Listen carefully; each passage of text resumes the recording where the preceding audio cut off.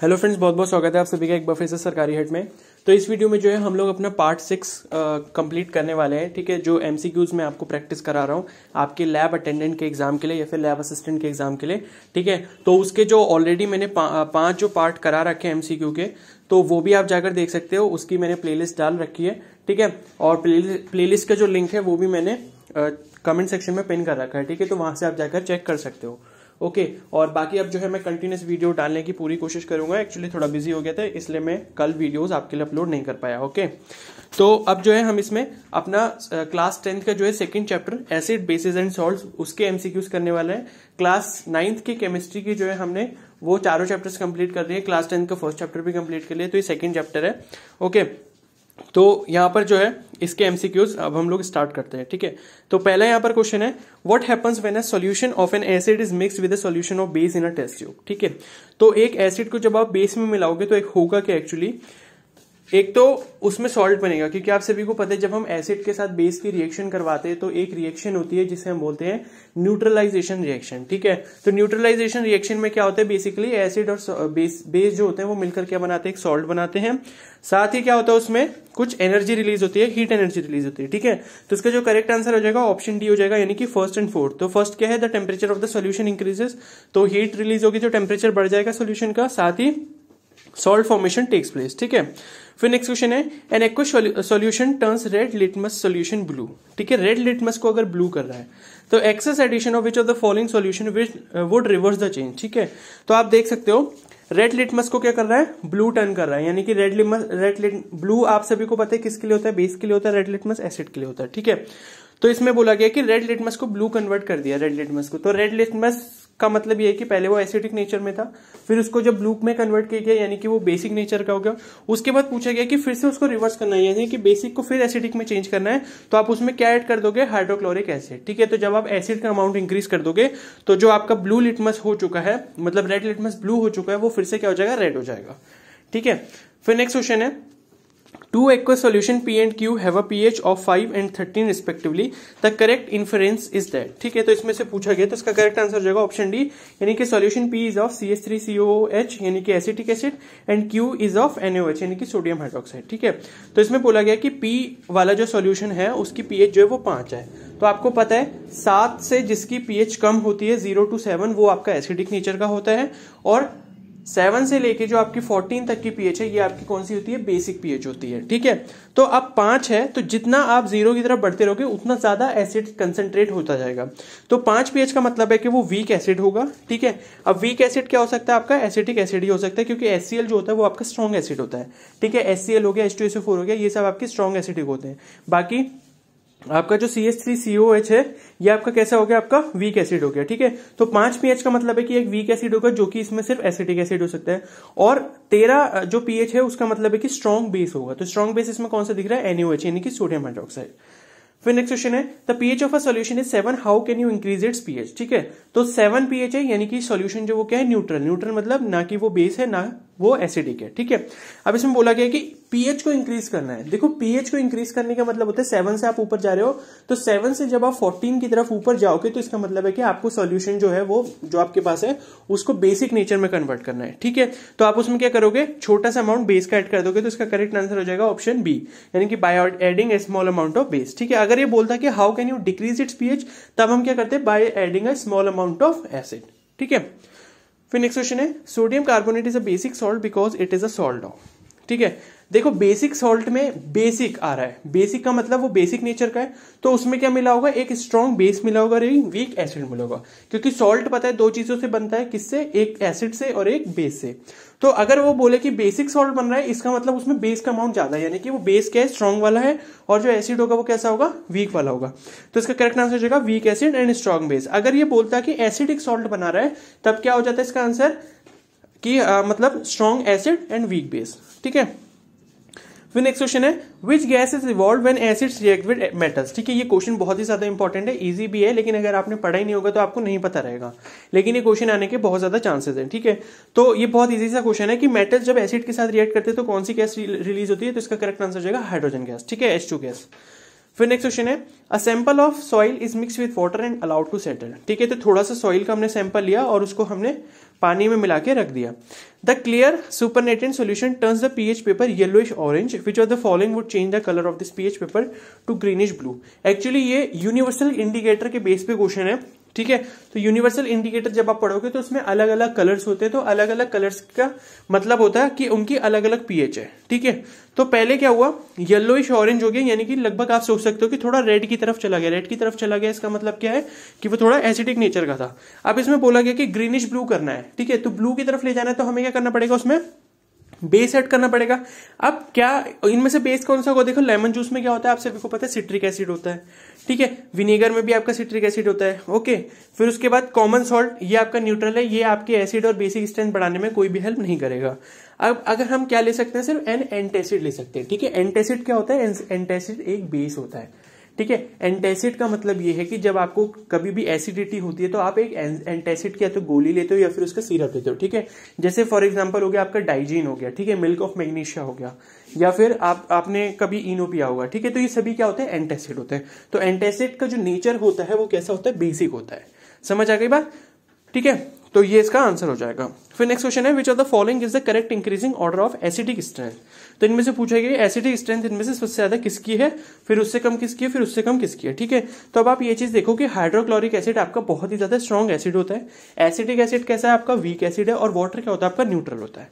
Clear हो गई इतनी बात। ठीक है, तो इसका करेक्ट आंसर क्या जाएगा, ऑप्शन ए, यानी कि वाटर बिल्कुल न्यूट्रल, एसिटिक एसिड थोड़ा एसिडिक, और हाइड्रोक्लोरिक एसिड बहुत ज्यादा एसिडिक। ठीक है, और एक चीज मैं आपको बता दूं कि अगर यहां पर तो लिखा है इस क्वेश्चन में एसिडिक स्ट्रेंथ, अगर इसमें बोला होता कि पीएच का ऑर्डर बताओ।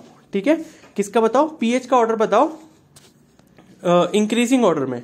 ठीक है, तो ये ऑर्डर आपका उल्टा हो जाता। तो उस केस में क्या होता कि हाइड्रोक्लोरिक एसिड की सबसे कम पीएच होगी, फिर एसिटिक एसिड की उससे थोड़ी ज्यादा पीएच होगी, और फिर वाटर की उससे ज्यादा पीएच होगी। क्लियर हो गई इतनी बात। तो कैसे भी क्वेश्चन आपसे घुमा के पूछा सकता है। फिर नेक्स्ट क्वेश्चन है, if a few drops of concentrated acid accidentally spills over the hand of a student, what should be done. मान लो क्या हुआ कि सपोज कंसंट्रेटेड HCl किसी के हाथ पर थोड़ा सा गिर गया, तो वो क्या करेगा। तो इसका करेक्ट आंसर जो होगा वो क्या होगा, वो होगा आपका सी वाला। ठीक है, after washing with plenty of water and apply solution of sodium hydroxide on the hand. तो एक तो पानी से धोएगा, पानी से क्यों धोना है, ताकि वो एसिड जो ऊपर होगा वो रिमूव हो जाए वहां से, और ज्यादा कोरोजन आपके हाथ को ना करे। ठीक है, और ज्यादा कोरोड ना करे। और साथ ही सोडियम हाइड्रोक्साइड जब आप हैंड पर लगा दोगे उसके, तो सोडियम हाइड्रोक्साइड क्या है, एक बेस है, और आपने जो वो क्या उसके हाथ पे क्या पड़ गया, एसिड पड़ गया है, तो वो बेस क्या करेगा, एसिड के इफेक्ट को न्यूट्रलाइज करने में हेल्प करेगा। ठीक है, तो इसका करेक्ट आंसर ये हो गया। तो सोडियम हाइड्रोजन कार्बोनेट क्या होता है, बेस होता है। ठीक है, जिसे आप बेकिंग सोडा भी बोलते हो। ओके, फिर नेक्स्ट क्वेश्चन है, farmers neutralise the effect of acidity of the soil by adding. ठीक है, बहुत ही इजी क्वेश्चन है ये, कि जब सॉइल की एसिडिटी इंक्रीज हो जाती है तब फार्मर क्या करते हैं, तो सॉइल में क्या ऐड करेंगे, वो एक बेस ऐड करेंगे। ठीक है, अब देखो कास्टिक सोडा जो होता है वो आपका NaOH हो गया, तो NaOH एक बहुत ही स्ट्रॉन्ग बेस है, तो इतनी ज्यादा हमें एसिडिटी नहीं बढ़ानी कि भाई बहुत ही ज्यादा बेसिक हो जाए। बेकिंग सोडा कोई ज्यादा हेल्प नहीं करेगा, क्योंकि बेकिंग सोडा क्या है, बहुत ही मतलब माइन्यूट सा इफेक्ट देगा। तो इसमें हम क्या ऐड कर सकते हैं, ऑप्शन ए, यानी कि स्लेट लाइम। ठीक है, तो स्लेट लाइम क्या होता है, स्लेट लाइम होता है कैल्शियम हाइड्रोक्साइड। और एक चीज याद रखना कि क्विक लाइम क्या होता है, क्विक लाइम होता है कैल्शियम ऑक्साइड। ठीक है, तो कई बार ये पूछ भी लिया जाता है कि स्लेट लाइम का फॉर्मूला बताओ या फिर क्विक लाइम का फॉर्मूला बताओ, तो ये चीज ध्यान रखना। ठीक है, क्विक लाइम क्या होता है CaO, और स्लेट लाइम क्या होता है CaOH का होल ट्वाइस। ठीक है, तो स्लेट लाइम हम लोग सॉइल में ऐड करेंगे उसकी एसिडिटी को कम करने के लिए। फिर नेक्स्ट क्वेश्चन है, a teacher gave 2 test tubes to the students, one containing water and the other containing sodium hydroxide. She asked them to identify the test tube containing sodium hydroxide solution. Which one of the following can be used for the identification? बहुत easy question है, इसका correct answer क्या हो जाएगा, option B, यानी कि red litmus. तो देखो रेड लिटमस को जब हम एसिडिक सॉल्यूशन बेसिक सॉल्यूशन में जब हम ऐड करेंगे, क्योंकि सोडियम हाइड्रोक्साइड दिया आपको, तो सोडियम हाइड्रोक्साइड में जब आप ऐड करोगे तो रेड लिटमस कैसा हो जाएगा, ब्लू हो जाएगा। लेकिन वाटर में जब आप ऐड करोगे तो उस पर कोई इफेक्ट नहीं पड़ेगा, वो रेड का रेड ही जाएगा। ठीक है, तो इस तरीके के क्वेश्चन आपसे पूछे जा सकते हैं। इसका उल्टा भी दिया जा सकता है, जिसमें आपको क्या दे दिया जाए, रेड लिटमस दे दिया जाए, और आपको क्या दे दिया जाए, क्या बोलते हैं, एसिड दे दिया जाए। ठीक है, मतलब ब्लू लिटमस दे दिया जाए और क्या दे दिया जाए, आपको एक एसिड दे दिया जाए। फिर नेक्स्ट क्वेश्चन है, one of the constituents of baking powder is sodium hydrogen carbonate, the other constituent is. ठीक है, तो इसका करेक्ट आंसर क्या हो जाएगा, ऑप्शन बी, यानी कि टार्टरिक एसिड। तो हम लोग बेसिकली बोलते ये हैं कि सोडियम हाइड्रोजन कार्बोनेट जो है वो क्या है, आपका बेकिंग सोडा होता है। लेकिन ये बात जो है 100% सच नहीं है, क्योंकि उसमें एक और छोटा सा कंस्टिट्यूएंट होता है, मतलब जो बहुत ही कम क्वांटिटी में मिलाया जाता है बेकिंग सोडा में, वो क्या होता है आपका टार्टरिक एसिड। ठीक है, टार्टरिक एसिड ये भी ध्यान रखना कि आपका इमली में होता है। ठीक है, तो ये भी आपको पता होना चाहिए। फिर नेक्स्ट क्वेश्चन है, increase in the OH negative ion concentration leads to. ठीक है, OH नेगेटिव किससे हमको मिलता है, बेस से मिलता है, जैसे NaOH हो गया, KOH हो गया। ठीक है, तो ये आयन जो है हमको बेस से मिल रहा है। तो इसका मतलब ये है कि अगर ये किसी भी आयन, मतलब ये जो OH नेगेटिव आयन है, ये किसी भी सॉल्यूशन में बहुत ज्यादा है, इसका मतलब वो कैसा होगा, बेसिक नेचर का होगा। तो बेसिक नेचर से पीएच में क्या इफेक्ट आता है, वो पीएच उस सॉल्यूशन की या उस मिक्सचर की बढ़ जाएगी। तो इसका करेक्ट आंसर क्या हो जाएगा, option A, an increase in the pH of the solution. अब ये दूसरा क्वेश्चन ऐसे भी पूछ सकता है कि increase in the H+ ion concentration leads to. अब H+ आयन किस में ज्यादा होता है, एसिड वाले में, तो उस केस में पीएच क्या हो जाएगी, कम हो जाएगी। तो ये भी आप ध्यान रखना। फिर नेक्स्ट क्वेश्चन है, which of the following statement is correct about an aqueous solution of an acid and a base. ठीक है, तो इसका करेक्ट आंसर क्या हो जाएगा, lower the pH weaker the base. ठीक है, तो इसमें ये बोला गया है कि an aqueous solution of an acid and a base. तो हमने क्या करा कि एक सॉल्यूशन बनाया जिसमें हमने एसिड मिलाया और बेस मिलाया है, तो इसके लिए क्या चीज सही होगी। तो इसका करेक्ट आंसर दे रखा है आपका फोर्थ वाला। ठीक है, फोर्थ वाला दिया है, lower the pH weaker the base. तो ये चीज तो सही है, अगर पीएच कम होगी इसका मतलब क्या है कि वीक बेस होगा। वीक बेस का मतलब ये कि स्ट्रॉन्ग एसिड होगा, तभी क्या हो रही है, पीएच लो हो रही है। ठीक है, और बाकी जो है ऑप्शन सेकंड वाला भी सही है। ठीक है, कि higher the pH weaker the acid, इसका मतलब ये है कि पीएच अगर ज्यादा होगी इसका मतलब उसमें बेस स्ट्रॉन्ग वाला है और एसिड कैसा है, वीक वाला है। ठीक है, तो इस तरीके के लॉजिक बेस्ड क्वेश्चन बहुत ज्यादा पूछे जा सकते हैं। ठीक है, तो इनको क्वेश्चंस को अगर आपको ये समझ होने में प्रॉब्लम हो रही है तो एक बार एनसीईआरटी से ये चैप्टर जरूर पढ़ लो, आपको सारी चीजें जो है क्लियर हो जाएंगी। फिर नेक्स्ट क्वेश्चन है, a solution has turned the colour of red litmus paper two blue, the pH of the solution is approximately. ठीक है, रेड लिटमस को ब्लू कर दिया, इसका मतलब क्या है, वो एक बेसिक सॉल्यूशन है। ठीक है, बेसिक सॉल्यूशन है तो उसका पीएच कैसा होगा, 7 से ज्यादा होगा, क्योंकि 7 न्यूट्रल होता है, 7 से कम वाले सब एसिडिक होते हैं, 7 से ऊपर वाले बेसिक होते हैं। तो इसका करेक्ट आंसर हो जाएगा ऑप्शन डी, यानी कि 10। फिर नेक्स्ट क्वेश्चन है, the pH of 3 solutions x, y and z is 6, 4 and 8 respectively. ठीक है, which of the following is the correct order of acidic strength. ठीक है, ऐसा क्वेश्चन अभी मैंने आपको ऊपर बताया भी था कि ऐसा भी पूछा जा सकता है, और अब इन्होंने पूछ लिया। तो एसिडिक स्ट्रेंथ का ऑर्डर क्या हो जाएगा, सबसे ज्यादा एसिडिक स्ट्रेंथ किसकी होगी, जिसका पीएच सबसे कम होगा। तो 6 वाले का होगा, तो 6 किसका है, एक्स का है, सॉरी 4 वाले का होगा तो वो वाई का है, तो वाई सबसे पहले आ जाएगा। तो उसमें एक ही ऑप्शन है सी वाला, तो इसका करेक्ट आंसर हो जाएगा ऑप्शन सी। ठीक है, फिर नेक्स्ट क्वेश्चन है, which of the following can be used as an acid base indicator by a visually impaired student. ठीक है, विजुअली इंपेयर्ड स्टूडेंट का मतलब होता है जिसे देखने में थोड़ी प्रॉब्लम हो। समझ आ गई इतनी बात। तो अब ये चीज ध्यान रखना हो कि अगर उस स्टूडेंट को देखने में अगर दिक्कत है तो वो रेड और ब्लू कलर के बारे में तो कुछ बता ही नहीं सकता है। इसका मतलब ये है कि हम लिटमस सॉल्यूशन उसको नहीं दे सकते या फिर लिटमस पेपर उसको नहीं दे सकते। ठीक है, तो इसका करेक्ट आंसर जो हो जाएगा वो हो जाएगा ऑप्शन सी, वनीला एसेंस। अगर आपने एनसीईआरटी पढ़ी होगी तो उसमें दिया है एक टॉपिक ऑल्फैक्टरी इंडिकेटर का। ठीक है, ऑल्फैक्टरी इंडिकेटर का मतलब होता है जिस इंडिकेटर को स्मेल करके हम ये पता लगा पाए कि वो एसिड है या बेस, उन्हें हम ऑल्फैक्टरी इंडिकेटर्स कहते हैं। ठीक है, तो इसका करेक्ट आंसर क्या हो जाएगा ऑप्शन सी, यानी कि वनीला एसेंस। ठीक है, पिटूनिया लीफ से कोई मतलब नहीं है। लिटमस आपको पता है रेड का ब्लू, ब्लू का रेड हो जाता है। ठीक है, टर्मरिक का भी आपको पता है, टर्मरिक के साथ अगर आप बेस को मतलब मिलाओगे तो क्या होगा, वो रेड कलर का हो जाएगा। ठीक है, तो वो भी एक कलर वाला इंडिकेटर है। तो ऐसे क्वेश्चन देखो कितने अच्छे क्वेश्चन यहाँ पर पूछे गए हैं, ऐसे ही क्वेश्चन आपके एग्जाम में आ सकते हैं। ठीक है, फिर नेक्स्ट क्वेश्चन है, what is gastric acid present in the stomach composed of. ठीक है, आप सभी को पता है जो गैस्ट्रिक एसिड होती है, आपको एसिडिटी किस वजह से होती है, HCl की वजह से। आपकी जो स्टमक की वॉल्स होती हैं वो हाइड्रोक्लोरिक एसिड रिलीज करती हैं, लेकिन उससे पहले एक और लेयर होती है उसकी जो रिलीज होती है, वो होती है म्यूकस की लेयर। ठीक है, जो एसिड के इफेक्ट को थोड़ा कम कर देती है। तो इसका करेक्ट आंसर क्या हो जाएगा ऑप्शन ए, हाइड्रोक्लोरिक एसिड। ठीक है, फिर नेक्स्ट क्वेश्चन है, which of the following is acidic in nature. तो lime juice, human blood, lime water, antacid. ठीक है, बहुत इजी क्वेश्चन है, लाइम जूस हो जाएगा। ठीक है, अब देखो ह्यूमन ब्लड क्या होता है, ह्यूमन ब्लड का जो पीएच होता है वो होता है आपका अप्रोक्सीमेटली 7.4 के आसपास, थोड़ा सा बेसिक नेचर होता है। लाइम वाटर आपको पता है चूने वाला पानी जो हो गया। ठीक है, कैल्शियम हाइड्रोक्साइड। ओके, उसके बाद एंटासिड, एंटासिड भी क्या है, एक बेस है। तो इसका करेक्ट आंसर क्या हो जाएगा, लाइम जूस। ठीक है, लाइम जूस जैसे कि आपका संतरे का जूस होता है, किन्नू का जूस होता है, वैसे आपका लाइम जूस हो गया। ठीक है, फिर नेक्स्ट क्वेश्चन है, when the solution of an acid is diluted what will be the change in the pH of the solution. ठीक है, ये बहुत ही ज्यादा इंपॉर्टेंट क्वेश्चन है। देखो मैं इसका आंसर दिखा देता हूं। इसमें लिखा है कि pH of the solution remains the same. ठीक है, इतना लॉजिकल क्वेश्चन है ये, क्योंकि ये क्वेश्चन यहाँ पर इसलिए मैं आपको बता रहा हूँ अच्छे से, क्योंकि ये क्वेश्चन अगर एग्जाम में पूछा जाएगा तो मैक्सिमम बच्चे जो है इसको गलत करेंगे। ठीक है, कि सॉल्यूशन है एक एसिड का, उसे डाइल्यूट कर रहे हो। ठीक है, जब भी आप किसी सॉल्यूशन को डाइल्यूट करते हो तो उसकी पीएच पर कोई भी इफेक्ट नहीं पड़ता है। ये चीज हमेशा ध्यान रखना। क्लियर हो गई इतनी बात? अब कुछ बच्चे सोच रहे होंगे कि एसिड डाइल्यूट हो रहा है, डाइल्यूट होने का मतलब ये कि वो बेसिक हो जाएगा, थोड़ा सा बेसिक हो जाएगा, उसका मतलब है कि पीएच उसका बढ़ जाएगा। लेकिन ये चीज ध्यान रखना कि पीएच पर डाइल्यूशन का कोई इफेक्ट नहीं पड़ता है। तो pH of the solution remains the same. ठीक है, फिर नेक्स्ट क्वेश्चन है, when the stopper of a bottle containing colourless liquid was removed the bottle gave a smell like that of a vinegar the liquid in the bottle could be. ठीक है, अब देखो जो vinegar होता है वो vinegar क्या होता है आपका, एसिटिक एसिड का सॉल्यूशन होता है। ठीक है, उसमें अप्रोक्सीमेटली देखो मुझे इसकी एग्जैक्ट वैल्यू याद नहीं है, मैं आप सभी से बोलूंगा कि आप ये मतलब इंटरनेट पे सर्च करके ढूंढना कि एसिटिक एसिड की कितनी % लिया जाता है विनेगर को बनाने के लिए। ठीक है, मेरे अकॉर्डिंग जो है, मेरे को जहां तक याद आ रहा है 10% के आसपास लिया जाता है। तो 10% एसिटिक एसिड का जो सोल्यूशन होता है उसे हम विनेगर कहते हैं। ठीक है, ठीक है, तो ये विनेगर लिखा है। तो देखो यहाँ पर जो ये आंसर गलत दे रखा है, यहाँ पर हाइड्रोक्लोरिक एसिड दे रखा है, लेकिन ये आंसर गलत है, क्योंकि विनेगर में क्या होता है आपका एसिटिक एसिड होता है। एसिटिक एसिड का कुछ % लेते हैं, उसमें बाकी वाटर मिलाते हैं और उसे हम क्या बोलते हैं, विनेगर बोलते हैं। ठीक है, तो ये आंसर गलत है यहाँ पर। ठीक है, तो इसको आप एक बार जरूर चेक कर लेना कि एसिटिक एसिड का कितना % जो है वो विनेगर बनाने के लिए इस्तेमाल किया जाता है। फिर नेक्स्ट क्वेश्चन है, which of the following is not a mineral acid. ठीक है, मिनरल एसिड इनमें से कौन सा नहीं है। देखो हाइड्रोक्लोरिक एसिड है, ठीक है, क्योंकि इसमें क्लोराइड आयन है, वो एक मिनरल है। सल्फ्यूरिक एसिड भी है जिसमें सल्फेट आयन है।